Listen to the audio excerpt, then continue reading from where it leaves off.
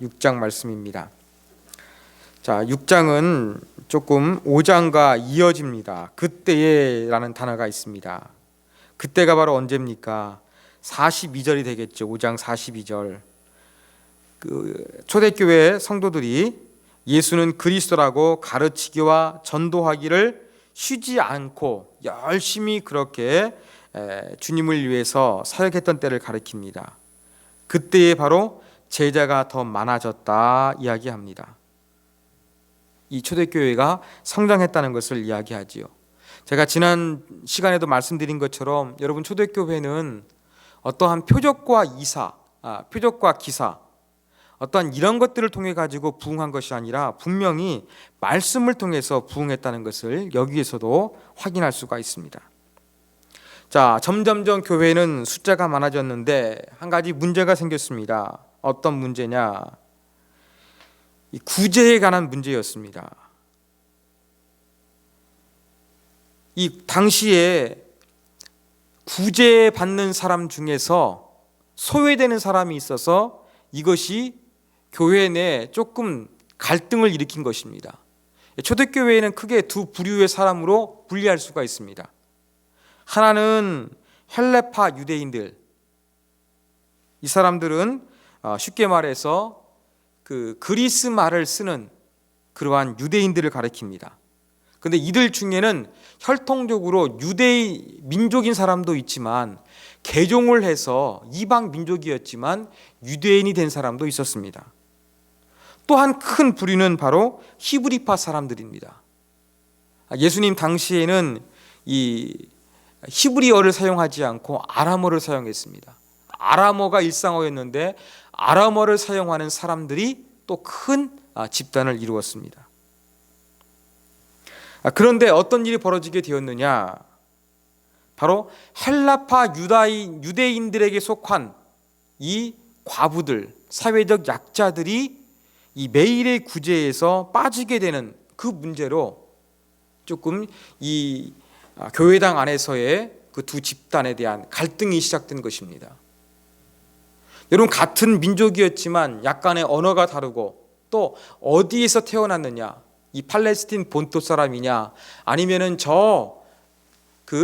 디아스포라, 즉 흩어져서 여기저기서 살던 그러한 사람들이 이제 문화적인 경험이 다르기 때문에 여기 와서 뭔가 다른 모습을 보여주고 있느냐, 이런 걸로 인해서 조금 함께할 수 없는 부분이 있었던 것 같습니다.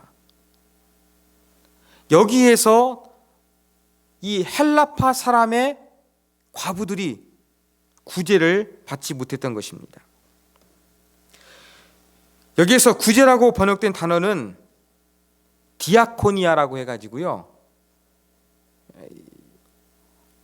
식탁 봉사와 비슷한 거였습니다. 초대교회는 이 과부와 같은 사회적 약자들에게 관심을 가졌습니다. 그래서 이들에게 필요한 먹을 것들을 제공해 주었어요. 그런데 오늘 보니까 1절 말씀에 보니까 매일의 구제라 그랬어요. 그러면 매일매일 이러한 구제가 행해졌다는 거예요. 우리나라 일부 교회에 가면 날짜를 정해가지고 이 소자들, 거린들이 오게 되면은 교회에서 일정 금액을 주는 교회, 또 더 잘 섬기는 교회는 식사를 대접하는 교회가 있는데 초대교회는 이것을 매일매일 했다는 것입니다. 이걸 볼 때 초대교회는요, 어떤 기도하고 말씀 전하고 전도하고 말씀 배우고 이러한 일에 시간을 다 쏟은 것이 아니라 때로는 이 지체들 가운데 헐벗고 어려운 사람들, 이러한 사람들을 돌보는 것도 매일매일 할 정도로 지대한 관심을 기울였다는 것을 우리가 여기에서 알 수가 있습니다. 그런데 이러한 매일의 구제는 유대교회 구제와 상당히 비슷했습니다. 여러분, 이 당시에는 유대교회는 두 가지의 구제가 있었습니다. 한 가지 구제는 뭐냐면 일주일마다 한 번 행해지는 것이었습니다. 매 금요일마다 이 징수원이 시장이나 가정을 방문해가지고 이 사회적 약자를 향해서 어떠한 돈을 그렇게 기부를 받든지 아니면 물건을 기부받아 왔습니다. 이것을 받아가지고 오게 되면 그날 어려운 사람에게 전부 다 나누어 주는 그러한 구제가 하나 있었습니다. 또 한 가지 구제는 바로 매일매일 이루어지는 구제였습니다. 여러분, 일주일마다 한 번씩 구제하는 것은 그래도 버틸 만한 사람들입니다. 그런데 어떤 사람 중에는 정말로 이 내일을 알 수 없는 그러한 사람도 분명히 있을 것입니다. 이렇게 조금 더 긴급한 보살핌이 필요한 사람들을 위해서 매일매일 구제가 행해지는 것이 유대인 가운데 있었는데, 이러한 부분들을 이 초대교회 그리스도인들도 그대로 가져왔던 것 같습니다. 그러면서 매일 구제라고 한다면 이렇게 하루하루 제대로 밥을 먹어서 살아가기가 힘든 그러한 사람들, 이러한 사람들을 위해서 이렇게 식탁 봉사를 했던 것으로 그렇게 보입니다. 그런데 이러한 자리에서 헬라파 유대인들의 과부가 누락된 거예요.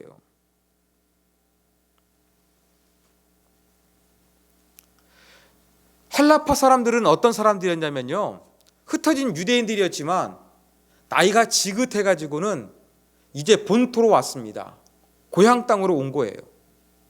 당시의 유대인들 가운데는 이렇게 본토에서 생을 마감하는 것이 의미 있는 일로 그렇게 사람들이 여겨졌기 때문에 나이가 많이 들었을 때에는 예루살렘으로, 고향 땅으로 돌아오는 일이 아주 많았습니다. 근데 이렇게 돌아와가지고 살다가 가족이 없이 떠난 과부도 있을 것이고, 어쩌면 일부 중에서는 저 고향 땅에서 살다가 디아스포라로 살다가 이제는 과부가 되어서 그렇게 왔던 사람도 있을 것입니다. 이러한 사람들은 어차피 지금 자기의 삶의 터전이 젊었을 때부터 살았던 곳이 아니니까 익숙하지가 않아요. 자기들은 분명히 그리스어를 썼는데 여기 오니까 아람어를 사용하고 있거든요. 뭔가 좀 다른 문화가 있습니다. 특히 문화가 다르기 때문에 살아가는 것도 힘들 텐데, 더군다나 과부가 되어가지고 이렇게 살아간다는 것은 대단히 힘들고 어려웠습니다. 근데 이러한 사람들이 구제에서 누락되는 그러한 일이 이제 벌어지게 된 것이었습니다. 자, 이러한 문제가 발생하게 되자 사도들이 어떻게 행동합니까? 2절에 보니까 12사도가 모든 제자를 불러 이르되 그랬습니다. 우리가 하나님 말씀을 제쳐놓고 접대를 일삼는 것이 마땅치 아니하다. 이 접대도 앞에 있는 단어하고 동일한 단어예요. 식탁 봉사라는 그런 이야기입니다. 그러니까 지금 사도들의 말 가운데는 매일매일 구제를 해야 되잖아요. 식탁을 통해 가지고, 음식을 통해서. 그런 이런 일 가운데 사도들이 관여하다 보니까 여기에 에너지 소비가 많은 겁니다. 그래서 기도도 해야 되겠지요. 유대인들 하루 3번씩 기도했으니까 기도도 해야 되지요. 나가서 전도도 해야 되지요. 또 하나님 말씀으로 믿는 사람들을 그렇게 영적으로 성장시키는 그러한 오늘날로 말하면 제자 훈련도 실시해야 했습니다. 근데 이러한 일을 하기에는 매일매일 이 식탁 구제 때문에 제자들이 너무나 많은 시간을 뺏기는 거예요.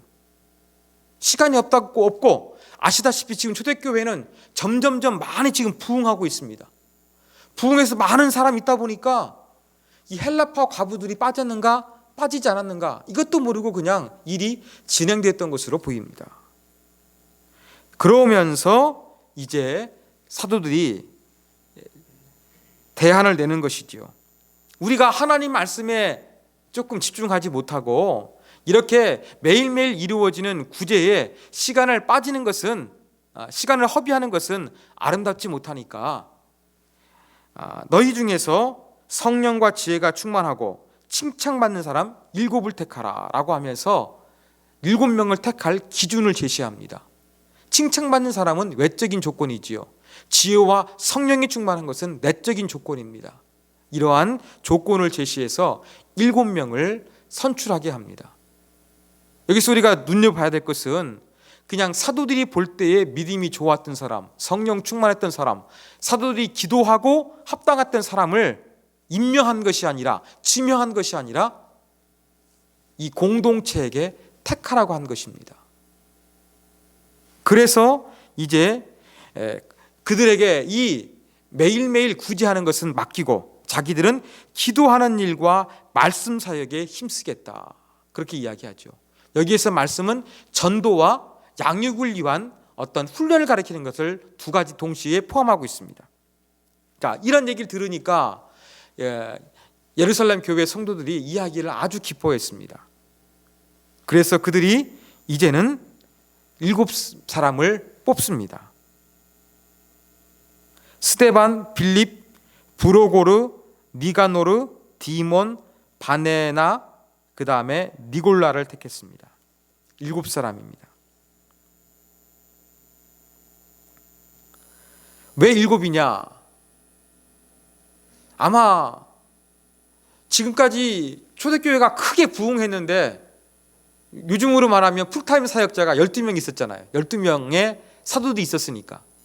그런데 이 구제일을 위해서 7명이면 감당할 만했으니까 그렇게 뽑았던 것 같아요.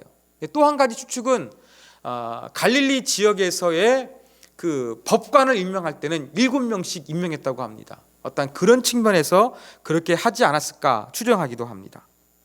이 뽑힌 7사람을 보면은 여러분, 이 당시에는 이름을 분석하면 어느 정도 그 사람이 어느 계층 사람이었는가가 나옵니다. 여러분, 우리나라 사람하고 일본 사람하고 중국 사람의 이름 다르죠. 이름을 통해서 우리가 구분이 가능하죠. 마찬가지입니다. 여기에 있는 7사람의 이름은 유대식 이름이 아니라 그리스식 이름이었습니다. 그리스 문화권에서 성장했던 사람들이 불만이 있으니까 7사람을 뽑았는데 구제사역을 전담하기 위해서 그리스 문화권에서 자랐던 사람을 전부 다 뽑았다는 이야기입니다. 그리고 그들을 안수하게 해서 이제 사역을 감당시키게 했습니다. 자, 그 결과가 7절에 기록되어 있죠. 하나님의 말씀이 점점 왕성하여, 하나님 말씀이 더욱더 왕성해졌다는 것입니다.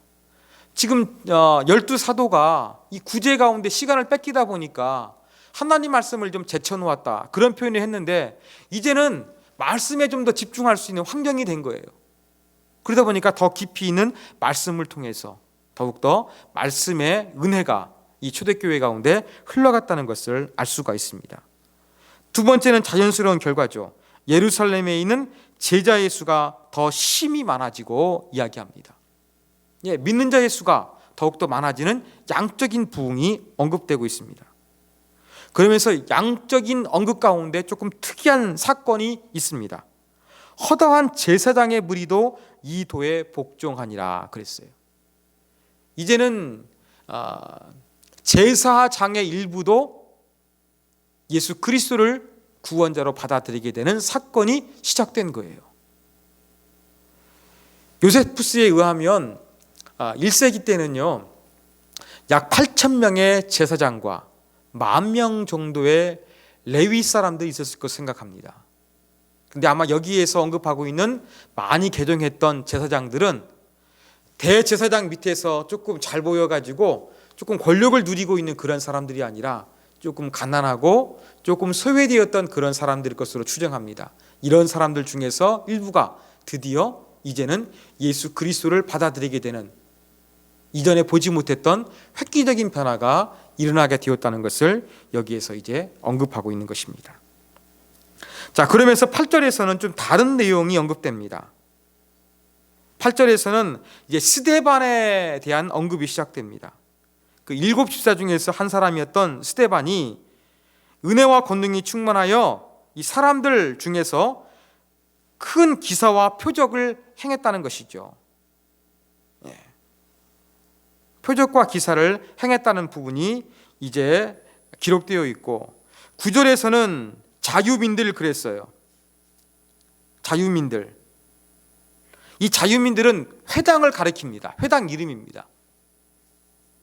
그런데 이 자유민들이라고 이름된 회당은 구레네인, 알렉산드리아인, 길리기아인, 아시아에 온 사람들이 모였던 회당이에요. 그러니까 헬라파 유대인이라고 할 수 있겠죠. 이러한 사람들로 구성된 그러한 이 자유민이라는 회당이 있었는데, 아마 어떤 분이 이렇게 추측합니다. 스데반이 원래 예수 믿기 전에 속해 다녔던 회당일 것으로 추정을 합니다. 그래서 스데반이 예수를 믿게 되니까 이 사람들에게도 전도하기 위해서 회당을 찾아갔던 것으로 그렇게 추정하기도 해요. 뭐 확실치는 않습니다. 근데 가능성은 있는 것 같습니다. 그 회당에 가가지고 스데반이 이제 성경을 가지고 논쟁을 하겠지요. 메시아가 오셨다, 아니다, 아직 안 오셨다, 이걸 가지고 논쟁을 하겠죠. 논쟁을 하다 보니까 이 사람들이 도저히 스데반을 당할 수가 없는 거예요. 그 말하는 것을 도저히 이길 수가 없는 겁니다. 그러니까 어떻게 되느냐, 이제는 사람을 돈을 쓰고 매수하게 되는 것이죠. 그러한 사건이 이제 벌어지게 됩니다. 그러면서 11절 보니까 모세와 하나님을 모욕하는 말을 우리가 들었다, 이렇게 말하라 라고 하면서 그렇게 이제 매수해서 헛소문을 퍼뜨리게 되는 것이죠. 이런 헛소문을 통해 가지고 12절에 보니까 공회까지 알려지게 되는 거예요. 공회까지 알려지게 되면서 사람들이 다 전부 달려들어 가지고 스데반을 이제 잡아가게 되는 것입니다. 그러면서 공회에 세우려고 그러면 잘못이 있어야 되지 않겠습니까? 죄목이 있어야 되지 않겠습니까? 그게 무엇이었느냐? 바로 신성모독을 행했다는 것이죠. 율법을 어겼고 성전을 더럽혔다는 거예요. 성전은 하나님의 임재의 상징, 하나님의 집입니다. 율법은 하나님의 말씀입니다. 이것을 어기는 것은 신성모독에 해당하는 거였습니다. 바로 이러한 부분들을 어겼다는 이 누명을 씌워가지고 이제는 스데반을 공회에 세우게 되는 것이죠. 그 15절에 보면 이제 공회에 딱 재판받기 위해서 스데반이 등장을 했습니다. 이 공회 안에는 많은 사람들이 이제 신문하기 위해서 모였을 거 아니겠습니까? 그러면서 많은 사람들이 스데반을 바라봤습니다. 근데 스데반을 바라봤는데 그의 모습이 어떠했습니까? 천사와 같았다는 거예요. 여러분, 성경에서 천사와 같았다는 표현은 많이 등장하고 있지 않습니다. 자, 언제 천사와 같았습니까? 모세라는 사람이 천사와 같았습니다. 저 시내 산에서 율법을 받을 때 그랬고요. 그 다음에 예수님께서 변화산에 올라갔을 때 변모하셨죠. 영광 중에. 그리고 누가가 기록한 누가복음에 보면은 빈 무덤에 갔을 때 이 천사가 빛난 옷을 입고 있었습니다. 이러한 이미지를 사용해 가지고 스데반이 하나님의 임재, 하나님의 성령으로 충만했던 사람임을 그렇게 묘사하는 것으로 이제 6장이 끝나고 있습니다. 자, 이러한 6장의 내용을 통해서 우리가 얻을 수 있는 교훈을 한번 살펴보도록 하겠습니다. 첫 번째 교훈입니다. 여러분, 첫 번째 교훈은 바로 무엇이냐면 교회 안에서의 이 효율적인 역할 분담, 이것이 잘 이루어지는 교회가 건강하다는 것을 우리가 여기에서 배울 수가 있습니다. 교회 조직은요, 초대교회에 보면은 필요에 따라서 사람을 세웠어요. 필요에 따라 사람을 세웠습니다.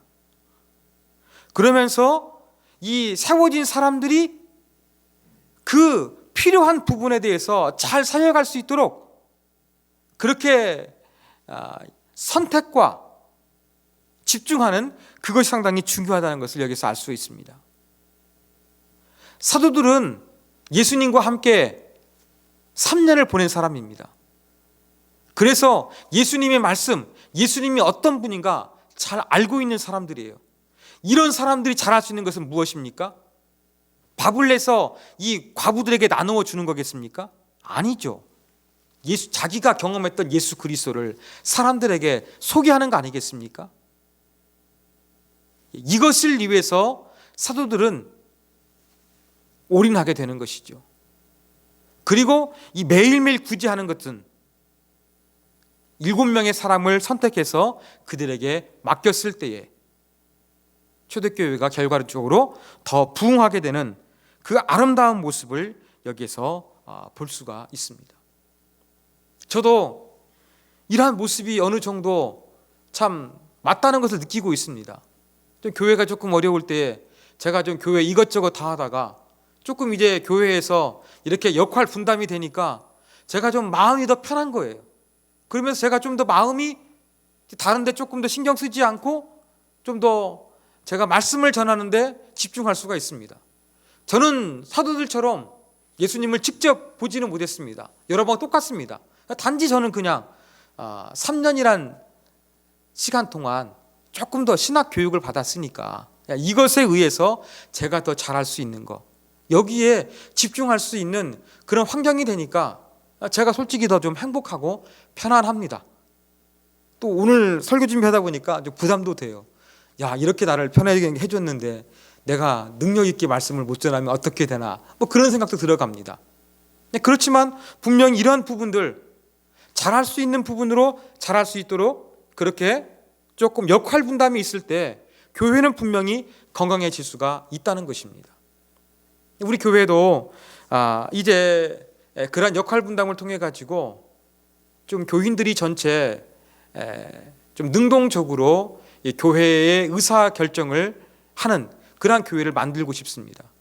여러분, 7명을 택할 때에 사도가 임명한 것이 아니라 택하도록 했던 것처럼 우리 중에서도 제가 개척했을 때 원래 계획이 이 운영위원회, 저는 이 명칭을 이 둘루스라고 정했는데, 이걸 정해가지고 여기에서 조금 더 능동적으로 그렇게 우리 교회에 필요한 모든 것들이 조금 결정될 수 있도록 그렇게 만들어 가려고 계획하고 있습니다. 개척 처음부터 이러한 생각을 가지고 있었는데, 뭐 그때는 이게 별도의 회의가 별로 필요 없었던 것 같아요. 몇 명 안 되니까 그냥 몇 사람 앉아가지고 밥 먹다가 이야기하다 보면은 결정이 된 거예요. 지금은 그래도 이제 결정하려고 그러면은 그냥 밥 먹다가 하기에는 사람들이 흩어져 있어가지고 좀 불가능하지 않습니까? 그러니까 조금 다양한 교회의 세대들, 또 여러 그 성도들을 대표할 수 있는 그러한 사람들을 선출해가지고 그러한 사람들이 이제 교회에 조금 더 주도적으로 고민하고 이를 계획해서 집행할 수 있도록 그렇게 하려고 합니다. 장로님하고 저하고 교회에 대해서 이런저런 안건들을 제시하고, 이 제시된 안건들을 가지고서 이 둘로스 회에서 구체적으로 이렇게 계획을 세워가지고 집행하는 그러한 구조를 통해 가지고 조금 더 이렇게 교회의 의사 결정이 몇 사람에게만 집중되는 것이 아니라 이 공동체 전체가 될 수 있도록, 또 공동체 다양한 사람들의 의견을 수용할 수 있도록 그렇게 하려고 계획하고 있습니다. 하나님, 초대교회의 모습과 같이 그런 아름다운 모습이 우리 교회 안에도 이루어지게 하여 주옵소서. 여러분들이 기도해 주시기를 부탁드리겠습니다. 자, 두 번째 교훈입니다. 자, 교회 안에서의 갈등과 문제들을 어떻게 해결할 것인가, 여기에 대한 한 가지 힌트를 본문은 제공해 주고 있습니다. 여러분, 예루살렘 교회가 문제를 해결하는 방식은 상당히 충격적입니다. 자, 헬라파 유대인들의 과부가 구제에서 빠졌다 그랬어요. 그들이 소외됐거든요. 그래가지고 불평을 제기했습니다. 그러면 어떻게 하겠습니까? 그래? 그러면 우리가 신경 써가지고 헬라파 과부들에게도 그 구제 음식이 전달되도록 노력할게, 이렇게 한 게 아니에요. 그래? 너희 헬라파 과부들이 소외됐어? 그러면 헬라파 사람을 조금 우리 어떤 운영위원회에 들어오게 해가지고 너희들을 위한 정책이 잘 반영될 수 있도록 노력할게, 이게 아니에요. 여러분, 7명의 제자를 뽑는, 7명의 그 사람을 뽑는데 전부 다 헬라식 이름, 즉 헬라 문화권에 있는 사람들을 선택했다는 거예요. 이게 무슨 말입니까? 헬라파 사람들이 소외당했으니까 그 문제를 해결할 수 있도록 정권을 헬라파 사람들에게 줬다는 이야기예요. 우리는 어떤 문제가 생겼을 때에 타협점을 찾아갑니다. 노사정위원회가 타협점을 찾아가는 것처럼, 정치인들이 서로 야당과 여당이 타협점을 찾아가는 것처럼 우리는 주고받고 하나씩 양보해가지고 타협점을 찾아가요. 이것이 일반적인 원리예요. 그런데 초대교회의 원리는 지금 어떻습니까? 너희들이 소외됐어? 그렇다 그런다면 너희들이 소외되지 않도록 이것을 감당하는 모든 사람 전부 다 헬라 문화권에서 헬라 말을 사용하는 그러한 사람들로 뽑아준 거예요. 그 중에서 여러분 맨 마지막에 니골라라는 사람이 있습니다. 니골라에 대한 설명이 있지요. 이 사람은 원래 이방이었던 것을 같아요. 보면은 유대교에 입교했던 안디옥 사람 니골라. 유대교에 입교했다는 것은 이방인이란 이야기예요. 근데 유대교를 믿었다가 예수를 믿게 된 사람이에요. 즉 혈통적으로 비유대인까지도 7명 중에 한 명으로 앉히게 되었다는 이야기입니다. 어떻게 되면 이 헬라파 유대인 중에서는 혈통적으로 유대인 아닌 사람도 있을 수 있잖아요. 이러한 사람들을 더욱더 배려하기 위해서 아마 이 니골라라는 사람을 선택했던 것 같아요. 초대교회 문제 해결은 서로 주고받는 식이 아니었어요. 문제가 있다고 한다 그러면 어떻게 했습니까? 너희들이 손해봤다 그러면 손해보지 않도록 너희가 한번 주도권을 가지고서 이 문제를 개선해봐라, 이란 의미였어요. 잘못하게 되면 너희들이 불만을 제기해? 그럼 니네가 알아서 해 라고 하면 던져주는 그런 식이 아니라 정말로 갈등이 있고 문제가 있게 되니까 적절하게 타협한 것이 아니라 손해봤던 사람이 아픔을 나니까 이것을 해결하기 위해서 모든 것을 관장할 수 있도록 정권을 주었다는 것입니다. 여러분, 여기에 초대교회의 위대한 면이 있는 거예요. 위대한 사랑도 여기에 숨어져 있는 것입니다. 정말로 아름다운 모습 아닙니까? 손해보고 약하고, 또 참 그 당시에는 헬라파 유대인들은요 이류 유대인 취급받았습니다. 왜냐하면 그래도 고향을 떠났다가 다시 왔으니까. 이런 가운데 살아가는 사람들을 이제 전적으로 소외되지 않도록 정권을 다 맡겨드리는 그 모습, 얼마나 아름다운 모습입니까? 이것을 교회 지도자들이 12사도가 의도적으로 행한 것도 아니에요. 성도들이 그렇게 선택한 거예요. 교회 공동체의 모습이 어떠했습니까? 우리 중에 힘든 사람, 우리 중에 연약한 사람이 있다고 한다면 이러한 사람들이 소외받지 않도록, 이러한 사람들이 그러한 사람들을 위해서 잘 정책을 피고 또 교회를 사역할 수 있도록 그렇게 맡겨 주었다는 것을 내포하고 있는 것입니다. 참 교회 문제의 해결 어떻게 할 것인가? 교회 안에서의 갈등 어떻게 해결할 것인가? 여기에 보면 정말 너무 아름다운 모습이에요. 교회 안에 보면은 갈등 때문에 많이 싸우고 있지 않습니까? 법정에 고소하고 있는데 초대교회 모습 보세요. 그러지 않고 있습니다. 약자였던 사람, 이러한 사람들에게 정권을 줘가지고 개선하게 했지, 어떠한 교회의 이 파워를 가지고서 자기 마음대로 하려고 하지 않았던 이 아름다운 모습이 초대교회의 모습 6장에 기록되어 있다는 것. 우린 여기에서 교회의 문제, 교회의 갈등 어떻게 처리할 것인가, 여기에 대한 그러한 한 가지의 가능성을 우리가 얻을 수가 있습니다. 자, 마지막 세 번째 교훈점입니다. 자, 예루살렘 교회 성도들의 성장하는 모습은 어느 정도였을까 하는 것입니다. 여러분, 예루살렘 교회 성령 충만했는데 어느 정도 그들의 신앙이 성장했을까요? 자, 이것을 우리가 한번 발견해 보기 위해서 6장 1절에 있는 단어 한 가지 주목할 필요성이 있습니다. 그때에 제자가 더 많아졌는데, 여기에 보니까 제자라는 단어가 등장하고 있어요. 제자라는 단어가 처음 등장하고 있습니다. 사도행전에서. 근데 누구를 지칭합니까?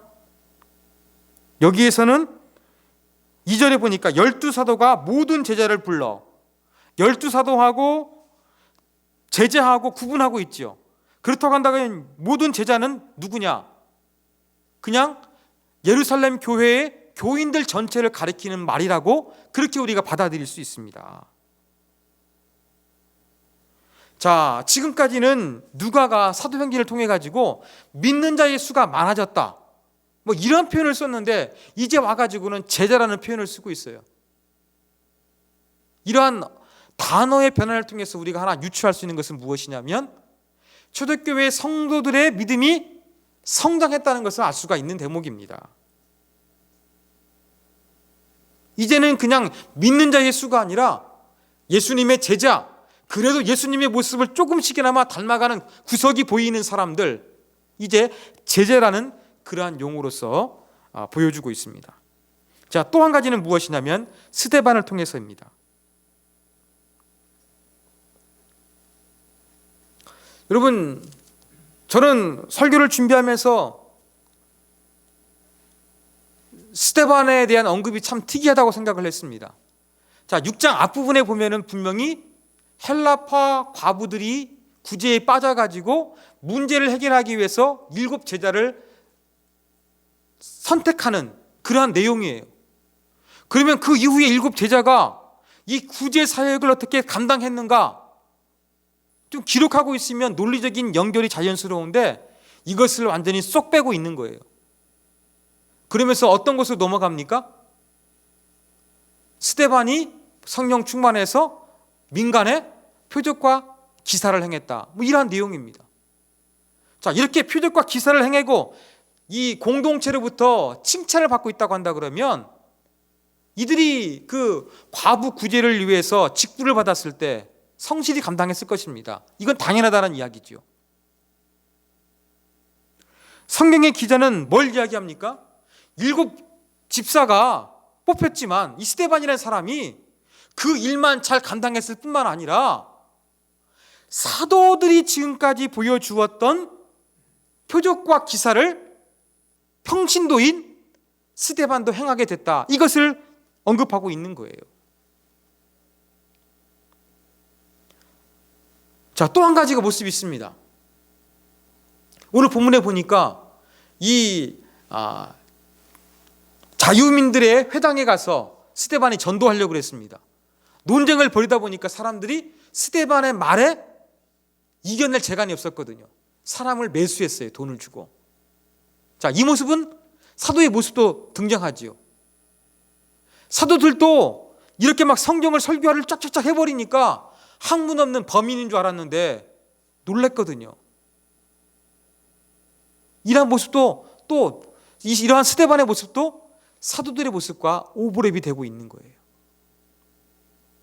그러면 지금 6장에 와가지고는 뭘 언급하느냐? 초대교회는 표적과 기사를 12사도만 행한 것도 아니고 또 그들이 설교를 잘해가지고 다른 사람들 꼼짝 못하게 만든 것, 이것은 사도들의 전유물이 아니라 누구도 가능했다? 스데반도 가능했다. 일반 성도도 가능했다는 걸 보여주고 있는 거예요. 제자라는 표현을 통해서 이 스데반이 이렇게 성령 충만해서 사도들이 행했던 모습을 행하는 모습을 6장에서는 보여주고 있습니다. 자, 이걸 통해서 이 초대교회의 성도들은 어떻게 신앙이 성장했는가, 얼마나 신앙이 성장했는가, 이걸 보여주고 있는 거예요. 여러분, 교회에서는 뭘 이야기합니까? 만인 제사장설을 이야기하고 있지요. 우리는 전부 다 왕 같은 제사장이라고 이야기하고 있습니다. 초대교회는 이게 실현되고 있는 거예요. 사도들의 위대한 사역, 스데반도 합니다. 설교했을 때의 당해낼 수 없는 그러한 하나님의 말씀으로 성령으로 충만한 그 모습, 사도들의 모습일 뿐만 아니라 스데반의 모습이기도 했다는 것입니다. 이걸 통해 가지고 초대교회는 정말로 만인 제사장과 같은 그 아름다운 모습을 보여주고 있는 그 모습을 우리 가운데 도전해 주고 있습니다. 자, 이를 통해서 우리는 어느 정도 신앙이 성장해야 될 것인가, 여기에 대한 도전과 자극을 받아야 합니다. 여러분, 바로 이 스데반가처럼 어떤 일부 사람만 성령 충만한 것이 아니라 목사에게만 어떤 성령 충만한 것이 아니라 이 믿음의 공동체 안에 있는 사람이라고 한다 그러면 얼마든지 성령 충만해서 목사와 같이 하나님의 능력을 행하고 또 목사와 같이 권위를 가지고서 하나님 말씀을 사람들에게 증거할 수 있는 영적 권위가 있어야 된다는 것이죠. 초대교회는 그렇게 영적으로 성장했다는 것을 오늘 6장은 보여주고 있습니다. 이게 바로 교회의 모습이 되어야 될 줄 믿습니다. 그러므로 우리는 이 초대교회를 담기 위해서 참 위대한 교회인데 이 아름다운 모습을 우리가 그래도 한번 꿈을 꾸기를 원합니다. 저는 알아요. 얼마나 힘든지. 또 저도 보통 사람이고 여러분도 저보다는 훌륭하지만 보통이지 않습니까? 이 보통인 사람이 보통 교회가 하고 있는 것보다 더 위대하게 하려고 그러면 정말로 힘들고 어려워요. 그런데 여러분, 꿈은 꿀 수 있지 않겠습니까? 이것을 목적을 바라보고 나아가야 되지 않겠습니까? 저는 우리 교회가 차이점은 여기 있다고 생각합니다. 초대교회도 보십시오. 문제가 있었어요. 돈을 가지고서 평판을 얻으려고 하는 아나니아와 삽비라도 있었고, 굳이 하다 보니까 이렇게 좀 문화적으로 다른 헬라파 그리스도인들과 히브리파 사람들과 갈등도 있었습니다. 근데 교회 안에서는 문제가 안 일어나는 것이 중요한 것이 아니라 문제를 어떻게 해결하느냐가 중요합니다. 마찬가지입니다. 교회 안에서 어떤 교회를 꿈꿀 것인가, 이게 중요합니다. 결과는 하나님께 맡기고요. 어떻게 우리가 초대교회처럼 가능합니까? 이러한 질문을 받으면 저도 겁이 납니다. 그렇지만 꿈은 꿀 수 있잖아요. 기도할 수 있잖아요. 왜? 하나님이 지금 살아계신데 왜 불가능하겠습니까? 우리 힘으로가 아니라 하나님의 능력에 의해서 정말로 이 땅에 많은 교회들이 안타깝고 세상에 지탄을 받고 있는데, 하나님 이런 가운데 조금 세움교회는 달랐으면 좋겠습니다. 세상에 좀 다른 모습 보이는 교회가 되었으면 좋겠습니다. 여러분, 이러한 열심을 가지고서 우리가 하나님께 한번 부르짖어 기도할 수가 있지 않겠습니까? 꿈을 꿀 수 있지 않겠습니까? 저는 우리 교회가 다른 교회가 다른 것이 다른 것이 아니라 이러한 어떤 목표의식과 열정이 달랐으면 좋겠어요. 이것이 달라야 다른 어떠한 영적인 수준의 아름다운 모습을 드러내 보일 수가 있습니다. 그런데 이러한 그 깊은 어떤 영적인 의식이 없이 드러나는 겉모양 모습만 다른 교회하고 차별하려고 그러면 눈에 보이는 것만 가지고 자꾸 달리 보이려고 할 것입니다. 제도나 눈에 보이는 것으로 다르게 하려고 하는 거예요. 근데 정말 달라야 될 것은 무엇이냐? 우리의 의식이라는 거예요. 어떤 의식 가져야 되겠습니까? 문제가 생겼을 때에 이 문제를 어떻게 해결할 것인가? 세상과 달라야 될 것입니다. 예수님을 닮아가야 되겠습니다. 어떻게 닮아갈 것인가? 제자가 되어가고 사도들이 행했던 놀라운 능력을 스데반이 행했던 것처럼 많은 제사장으로서 우리 모두가 성령 충만하여 놀라운 하나님의 은혜를 나타낼 수 있다, 이 마음을 갖는 것, 여기에 차이점이 있는 것입니다. 이러한 강력한 하나님 말씀을 향한 열정을 가지고 저와 여러분이 하나님 우리 교회에서 이러한 모습이 일어나기를 원합니다. 그리고 이걸 꿈꿉니다. 하나님, 우리는 그걸 할 수 있는 능력도 없지만 주님의 몸된 교회, 주님의 거룩한 피로 세운 교회들이 너무나 지탄과 욕을 먹고 있는 이 시대에 정말로 다른 교회, 정말로 주님의 뜻대로 이루어지는 교회도 있구나 라는 모습을 보여줄 수 있는 교회로 우리 교회를 사용해 주시고 나를 사용해 주십시오. 이런 마음으로 우리 모두가 기도하기를 원합니다. 이것이 바로 사도행전 6장이 저와 여러분에게 교훈해 주는 말씀입니다. 우리 한번 이 말씀 붙들고 같이 한번 우리 기도하도록 하겠습니다. 하나님, 초대교회 하는데 정말로 다른 것은 무엇입니까? 이 말씀드린 이러한 부분들이 달랐습니다. 하나님, 초대교회 같은 서음교회가 될 수 있도록, 스데반과 같은 성령 충만한 하나님의 사람이 될 수 있도록 같이 우리 자신들을 위해서, 한번 교회를 위해서 우리 기도하도록 하겠습니다. 기도합니다.